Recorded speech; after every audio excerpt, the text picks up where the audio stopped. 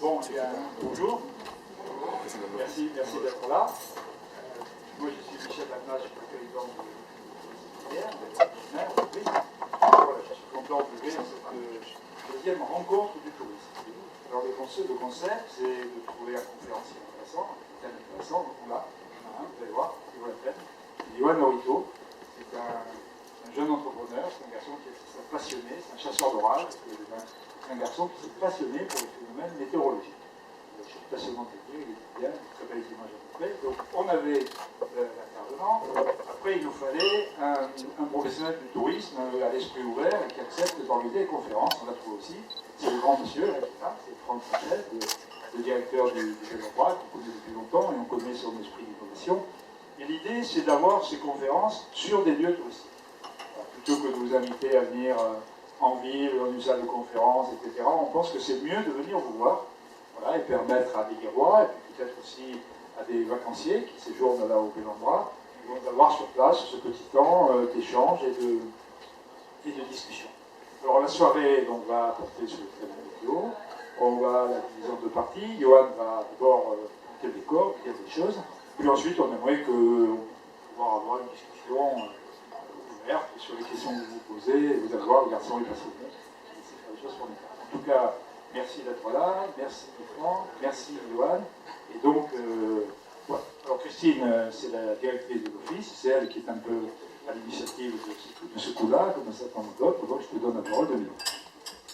Oui, bonsoir à tous. Oui, juste en 2 mots pour vous expliquer le rapport entre tourisme et météo. Remarquez, vous l'avez compris, hein, il est important.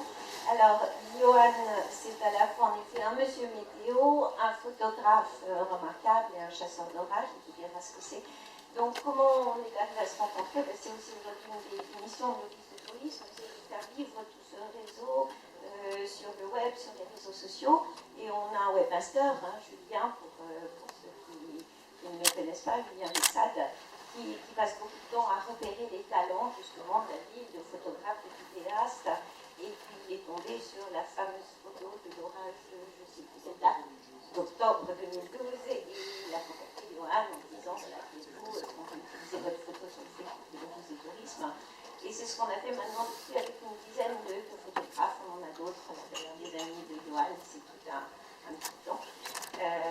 Voilà, et donc on a rencontré Yoann et on a mis ses photos sur Facebook, c'est là qu'il nous a expliqué ce qu'il était. Et c'est ce qui nous a amené finalement à proposer cette conférence en disant mais c'est intéressant la météo. Et puis c'est l'occasion de rassembler à la fois des touristes, des visiteurs et des gens, des locaux. Et c'est aussi ce qu'on aime faire avec le tourisme, un petit peu cette maison-là de tous et du loisir. Voilà, c'était ça que je souhaitais vous dire. Vous dire aussi que Yoann, on l'a trouvé très sympathique, il a 19 ans et il nous racontait tout à l'heure qu'à 2 ans, il dessinait des cartes météo. Donc c'est vraiment une passion depuis toujours, je trouve ça très très joli. Et l'Office aujourd'hui est abonné à ce bulletin, parce qu'il est donc devenu météorologue professionnel. Et on s'est abonné, alors l'Office, mais je crois que les communes également, des viticulteurs, des professionnels, du tourisme, qui ont besoin de connaître la météo de façon précise, qui se sont abonnés à ces bulletins. Je crois que c'est 4 € par mois, donc c'est pas forcément là pour vous le vendre. Il laissera ses coordonnées s'il y en a qui sont intéressés. Et ça nous permet d'avoir un bulletin donc, quotidien à l'Office et très très fiable. Voilà. Et avec plein de jolies phrases et de poésie, comme souvent dans les bulletins météo. Voilà, on vous souhaite à tous une bonne soirée. N'hésitez pas à poser des questions à la fin de la présentation de Yoann.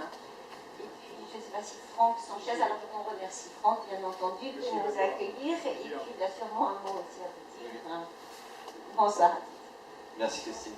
Je voulais juste vous souhaiter la bienvenue et vous dire que vous étiez chez vous, chez nous, donc c'est pas très compliqué. On était un club ouvert à l'extérieur parce qu'on a l'impression, pour ceux qui vous êtes tous hiérois ou du coin, quand on passe devant chez nous, c'est un bunker avec une barrière.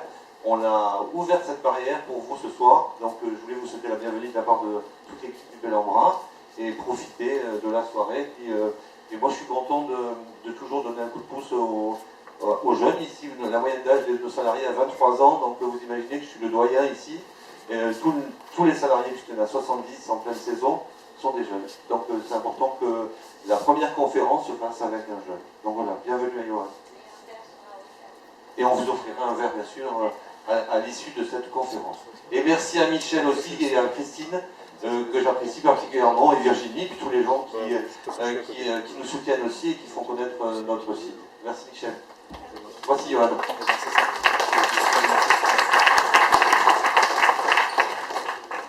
Donc déjà, merci à eux pour avoir pu rendre cette conférence possible. Voilà, c'est vrai que ça fait plaisir de voir autant de monde. Merci à vous vous êtes déplacés aussi nombreux. Donc voilà, moi, effectivement, je suis passionné en météorologie. Ça fait maintenant un paquet d'années, pas mal pour mon âge, moi. Effectivement, à 2 ans, je faisais les cartes météo, je faisais la carte de France, je faisais les éclairs, tout ça. Enfin, c'était assez drôle. Et puis, au fur et à mesure du temps, avec l'arrivée d'Internet notamment, j'ai pu diversifier mon activité, commencer à comprendre les mécanismes orageux, les mécanismes météorologiques à grande échelle, à l'échelle de l'hémisphère nord, l'hémisphère sud. Et ça m'a permis après de pouvoir monter en niveau et connaître aussi ma zone, puisque j'ai toujours habité dans le département du Var. Et maintenant, à force d'années sur le terrain, ça permet de comprendre mieux comment chaque phénomène est susceptible de se dérouler à l'échelle de notre département. Donc on a eu une situation aujourd'hui qui est assez rare, puisqu'on a eu ce qu'on appelle un cyclone méditerranéen qui est passé au niveau de la Corse.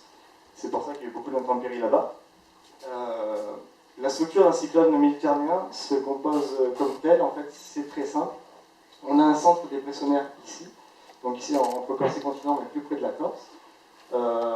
Ce centre dépressionnaire est à cœur chaud, c'est-à-dire qu'il reprend des caractéristiques tropicales, contrairement aux dépressions classiques d'Atlantique qui ont un cœur froid en général. Et nous avons donc une rotation anti-horaire du système. Et on a autour donc là c'est là où l'œil est susceptible de se former. On a la carte des vents qui met bien en évidence le phénomène. Donc ici on voit qu'il y a un fort vent de sud-ouest sur les côtes corses et un fort vent de nord-nord-est au niveau de l'ouest de la Ligurie et des Alpes-Maritimes. C'est ce qui nous a donné la pluie aujourd'hui. Il a plus plu sur l'est du département. Comme le centre dépressionnaire était près de la Corse, vers l'ouest, ça avait du mal à progresser. On était en plus en vent de nord-ouest, ce qui est assez rare d'ailleurs, par ce temps. Il est tombé à peu près 60 à 80 mm sur l'est Var, alors qu'à Toulon, on a à peine atteint 10 mm. Voilà. On voit ici, donc, en 2011, nous avons eu un cyclone méditerranéen, qui cette fois était beaucoup plus intense, puisqu'on avait eu de graves inondations. On voit très bien la structure de ce phénomène ici, avec l'œil qui est très très bien visible ici. Il était remonté jusqu'à nos côtes. C'était un cyclone méditerranéen qu'on pouvait classer en catégorie 1. C'est-à-dire que les rafales de vent ont atteint plus de 150 km/h sur les îles d'hier. Ça avait créé beaucoup de problèmes aussi dans le Toulonnais, avec des chutes de pins. Et la première semaine de novembre 2011, on avait déjà une onde perturbée par l'Atlantique qui est arrivée. Et ensuite, nous avons eu ce phénomène qui a rajouté 100 à 150 mm de précipitations supplémentaires. Et c'est à ce jour la période qui a explosé les records de pluie dans le Var, puisqu'il est tombé sur une seule semaine de 150 à 450 mm. Pour prévoir ces phénomènes, c'est pas vraiment compliqué, mais ça ne se limite pas à des icônes, comme on peut voir sur les applications mobiles, tout ça. C'est beaucoup plus complexe, si vous voulez. Pour simplifier, il y a des supercalculateurs qui vont, à partir des données initiales, modéliser l'état de l'atmosphère dans les prochains jours. On peut faire ça à grande échelle et aussi à petite échelle. À grande échelle, en général, on peut prévoir le temps à plus de 7 jours. Du moins, on peut avoir une tendance au moins jusqu'à 14 jours. Pour le domaine plus fin, à l'échelle d'une région, par exemple, il faudra attendre bien 5 jours, de se rapprocher de l'échéance voulue pour pouvoir commencer une prévision plus fine. Donc là, déjà un schéma de base, les fondamentaux, donc les types de nuages, donc le cumulonimbus qui est le roi des nuages, donc le nuage d'orage, qui peut s'élever jusqu'à 12 km dans l'atmosphère, parfois un peu plus dans les régions tropicales.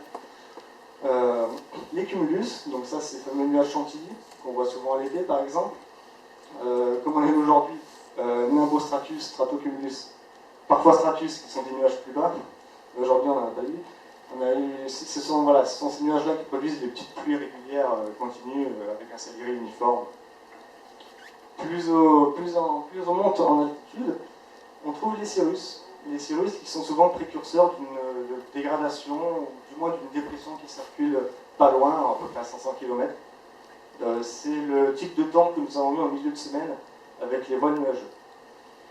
Les cirrostratus et les cirrocumulus, pour ce dernier, c'est signe d'une certaine instabilité dans la masse d'air, mais à un haut niveau d'altitude. Les cirrostratus, non, ils se forment simplement en cas de vent fort, par exemple, en altitude.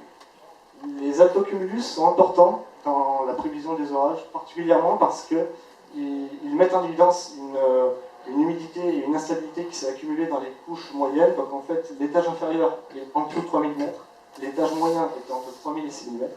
Au-delà de 6000 mètres, on est dans l'étage supérieur. Quand on parle d'orage à l'étage moyen, ça se passe au niveau de 3000 mètres.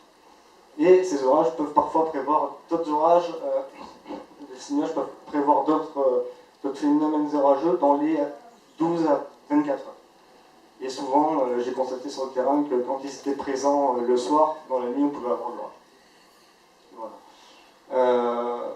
Parallèlement donc à tout ça, la modélisation météo, comme on l'appelle, pour faire les prévisions, il faut savoir qu'après, il y a des sorties de modèles qui arrivent plusieurs fois par jour, et grâce à ça, on peut suivre le déplacement des dépressions, comme par exemple les retours d'Est qu'on a à l'hiver généralement. On a une dépression qui est située sur le golfe de Gênes. Alors voilà, c'est la situation typique du Mistral. Ici, vous avez une situation où nous avons eu du Mistral sur l'ouest Var, un fort Mistral. On a un beau resserrement isobarique. Tandis que sur l'est Var, il y avait des orages en soirée, du fait de la présence d'air froid en altitude liée à ce qu'on appelle une goutte froide. Et donc des orages étaient revenus en flux de nord-est. Hein. Il faut suivre simplement les lignes, c'était en flux de nord-est. Donc voilà, ça permet vraiment, une fois qu'on s'approche dans les séances, de bien mailler et de bien prévoir à l'échelon local ce qui va se passer. D'ailleurs, il y a une situation, là on est sur un domaine beaucoup moins large, une résolution de 5 km. On voit qu'il y a une dépression qui est au niveau de l'Estérel et qui tournicote le département, qui avait donné pas mal d'agitation en avril 2013. Ça, c'était le premier point, donc ça concerne l'aspect prévision météo. Donc ça nécessite quand même des connaissances, après il faut s'habituer à son domaine, c'est toujours compliqué. Voilà. Maintenant, je vais vous parler un peu de ce que je fais. Météo Varois, ça a été créé en 2012. J'ai donc commencé avec la page Facebook. J'ai vu au fur et à mesure que la météo intéressait finalement beaucoup de monde. Beaucoup de personnes sont demandeurs de temps qu'il va faire pour prévoir ceci et cela. À un moment donné, j'avais une demande tellement forte que je ne pouvais plus l'assumer en tant que bénévole en fait. Et donc j'ai décidé d'essayer de passer au niveau supérieur en proposant des services de prévision pour les particuliers et les professionnels. Là on est dans le domaine particulier. Donc vous avez un bulletin qui est édité tous les jours à l'échelle du département qui va vous permettre de mieux prévoir vos sorties, de mieux organiser vos activités, puisque la prévision est vraiment faite par zone. Voilà. Quand on a des orages, je suis en mesure de dire qu'il va y avoir des orages plus sur le côté de Sifour que le centre Var. Donc ça, c'est assez intéressant. Un système d'alerte SMS. L'alerte SMS, en général, elle part 6 à 8 heures avant le début des phénomènes. Là, pareil, ça permet de prendre votre disposition, de tout rentrer dans le jardin, voilà, des trucs comme ça. Ça concerne tout, le Mistral, la grêle, le froid, hein, parce qu'on va y arriver. Le vent violent, la chaleur, tout ça. Et puis, pour tout ce qui est mariage, anniversaire, et tout ce qui est crémaillère, tout ça, il y a des prévisions plus fines qui sont proposées par quart de journée, qui permettent aux personnes de savoir si elles vont faire ça en plein air le matin ou plutôt l'après-midi. Enfin, voilà. Et ils ont également un système d'alerte SMS en cas d'évolution de la situation. Au niveau professionnel, donc je travaille beaucoup avec les vignerons, évidemment, et aussi les communes, donc là en l'occurrence la Londe et l'Accro, où je suis allé là-bas en début d'année, et ils avaient besoin d'un service de prévision par rapport à ce qui s'était passé en 2014, ces graves événements à l'automne. Et ça leur permet d'avoir un bulletin qui est réactualisé à l'échelle de leur commune et qui peut leur permettre aussi de planifier tout ce qui est tâches, style travaux, entretien de la ville, tout ça. Mais surtout, c'est dans un but préventif pour qu'eux puissent s'organiser s'il y a des évacuations à effectuer au niveau de la population, en fait. Voilà. Donc ça reprend en général plusieurs bulletins par jour suivant la situation. Ils sont formés en direct à la mairie. La mairie, après, s'occupe de dispatcher les infos.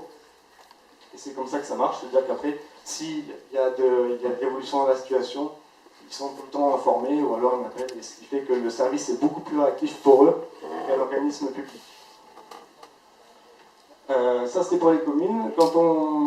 Donc ça également pour les communes, du coup, puisqu'ils ont également un service de prévision crue qui est très très important. Donc le département est découpé en 6 zones. Par exemple, la commune de Lacroix et donc sur la Londres sont sur la même zone. Ça permet d'avoir une prévision immédiate, c'est-à-dire qu'au bout d'un certain seuil pluviométrique, lors de phénomènes intenses, admettons il va tomber 20 mm en 10 minutes, là ils vont être informés qu'il va commencer à y avoir des ruissellements. Si ça monte, les cours d'eau vont réagir, peut-être barrer les routes. Donc ils ont vraiment besoin que le service soit actif. Pour ce qui est des vignerons, là tout réside pour eux dans les traitements et comment les organiser en fait. Ils ont besoin des prévisions de vent, d'humidité, de température, de précipitation. Ce sont des données essentielles dans l'élaboration des traitements et le planning de travail pour travailler dans les vignes. Là, il faut savoir que les professionnels bénéficient d'une application mobile, ce qui leur permet d'avoir tout de suite les infos. Et c'est beaucoup plus pratique pour eux. Et pour moi également, comme ça, du coup, quand j'envoie une alerte, j'ai une liste tout simplement à faire suivre. Et c'est beaucoup plus simple. Ceci de jour comme de nuit, peu importe. De toute façon, moi je peux faire sortir, donc il n'y a pas de souci. Voilà. Donc ça, c'est un système qui a été testé durant l'automne 2014 et que maintenant j'ai pu mettre en service. C'était pas évident, parce qu'il faut être actif, c'est un service de prévision immédiate, c'est-à-dire en moins de 3 heures. Il faut quand même être sur le coup, il faut être sur le terrain. Et il faut vraiment être sur le coup pour proposer un service comme ça.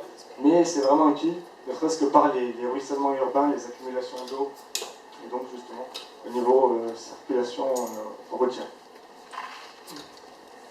Je vais parler de ce qui s'est passé justement sur les communes de la Corniche des Morts en janvier 2014. Une situation très complexe qui a occasionné beaucoup de dégâts. Pourquoi ? Parce qu'on avait ce jour-là une dépression qui était... alors vous avez déjà ce qu'on appelle un talweg, c'est-à-dire une zone de basse pression qui arrive par le proche Atlantique. Suivant l'enfoncement de ce talweg, il arrive qu'une mésodépression, c'est une dépression de petite échelle, en un domaine d'environ 200-300 km, se forme. Et lorsque cela arrive, en général c'est au niveau de la Catalogne, et cela va induire un puissant flux de sud-est en fait sur le département. En fait on lit les lignes comme ça. Donc déjà on a un renforcement du vent au sol, et ensuite on a des configurations qui sont propices aux orages déjà très pluvieux, mais surtout peu mobiles. Et c'est là tout le problème, parce qu'on va voir sur l'image suivante comment ça fonctionne. Donc là on voit un axe orageux, c'était le matin où la Londres a pris 200 mm en 5 heures. On voit ici une pointe, donc l'alimentation de l'orage, elle est située vraiment à la pointe sud, et l'orage ne bougeait pas. Ceci en raison des conditions de vent au sol, si vous voulez. En altitude, nous sommes en flux de sud-ouest, oui, mais au sol, le problème c'est qu'il y a 2 vents contraires qui sont dedans. On va le voir tout sur l'image suivante. Voilà, donc on avait un vent de sud-ouest au sol, qui est rentré jusqu'à peu près les Gapes, hier, Carqueral et l'ouest de Porquerolles. Ici, on a la zone d'alimentation de l'orage, et l'orage est bloqué par les vents de sud-est, puis d'est, nord-est. Il faut savoir que quand le vent prend comme ça un concours des morts, il est très très difficile pour les orages d'avancer dans leur flux, c'est-à-dire que les zones d'alimentation vont rester finalement fixes, et tant que l'orage est alimenté en air chaud, en humidité, et par cette convergence des vents, l'orage ne bougera pas. Donc c'est pour ça qu'il y a eu autant de dégâts. Et c'est le même principe qu'on peut noter pour Draguignan en 2010. On avait eu des abats d'eau exceptionnels, 400 mm en 12 heures, c'était vraiment énorme. Et c'est pareil, c'est le même principe. C'est toujours les conflits de vent d'est, vent de sud-ouest au niveau du littoral qui sont à l'origine de ces catastrophes-là. Ça sera amené à se reproduire. En octobre 2008, nous avons eu une situation, heureusement, qui a fait moins de dégâts, mais quasiment similaire et qui aurait pu déraper. Un orage était calé dans la baie de Saint-Mandrier et est remonté jusqu'à la Garde. Il était tombé 220 mm en 12 heures, quand la prévision nationale en envoyait seulement 50. Voilà, il y avait quand même une sacrée différence.